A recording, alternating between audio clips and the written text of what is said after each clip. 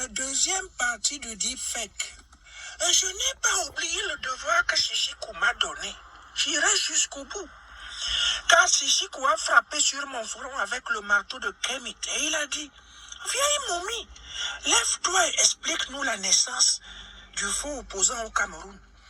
Fais vite, au nom de Dieu le Tout-Puissant et de nos ancêtres angélisés. Lève-toi, vieux macabé, explique ta connerie. Voilà pourquoi je me suis déglaché, défrigorifié, dégelé. Et me voici répondant à l'appel du grand maître Chichikou, le dompteur des dictateurs africains. Je dois dire que le faux opposant, l'opposaillon camerounais, selon la terminologie chichichouenne, est né avec la fausse indépendance de 1960.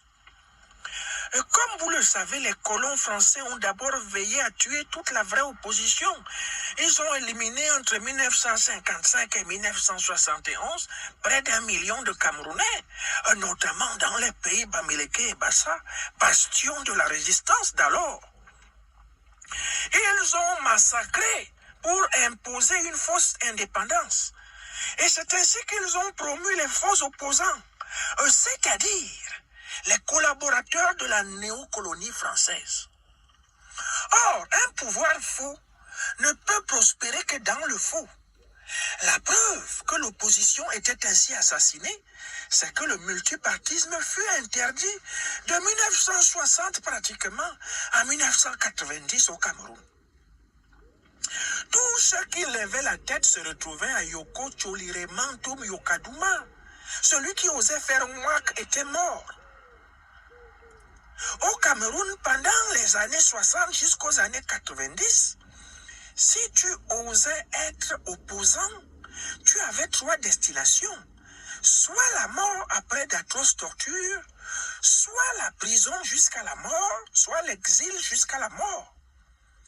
Bref, vous voyez bien que le Cameroun a été conçu pour empêcher la pensée critique, le pluralisme des idées, l'alternance politique. Ce pays a été fait pour servir de réservoir de matières premières à la puissance néocoloniale française. Et le reste du peuple camerounais ne devait qu'appliquer la maxime « aide-toi et le ciel t'aidera ». Zamba, Mkarwa.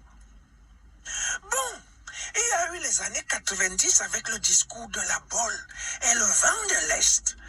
On m'a dit, c'est tonton Mitterrand, mon maître, qui m'avait appelé. Il m'a dit, monsieur Biya, vous vous débrouillez pour me monter un faux multipartisme. D'accord?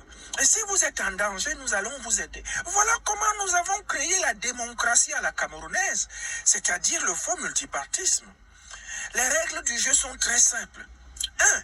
On favorise la liberté d'expression au maximum, mais on interdit à qui que ce soit d'appeler à des manifestations de rue, ni de s'immiscer dans les affaires sécuritaires.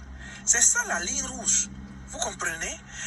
Moi, Paul Biya, je suis bel et bien le père de la démocratie au Cameroun. J'ai bien dit démocratie, hein. Je n'ai pas dit démocratie, comme ce vaurien de journaliste Elundu.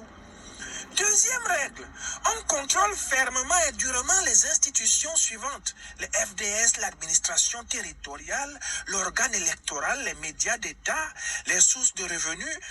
On contrôle l'essentiel du pouvoir et on laisse les opposaillons faire le cirque.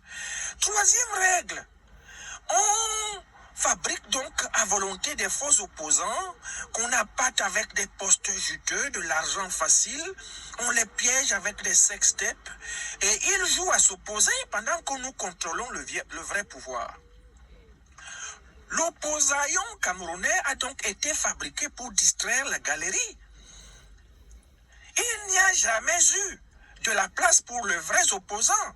Quand Fundi s'est levé, nous avons tué pour nous maintenir. Quand Kamto s'est levé, nous tuons pour nous maintenir.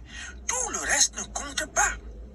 C'est nous qui avons fabriqué le faux opposant au Cameroun pour tout faire empêcher l'alternance politique. Le fantôme s'est expliqué. Chichikou, laisse-moi dormir, hein.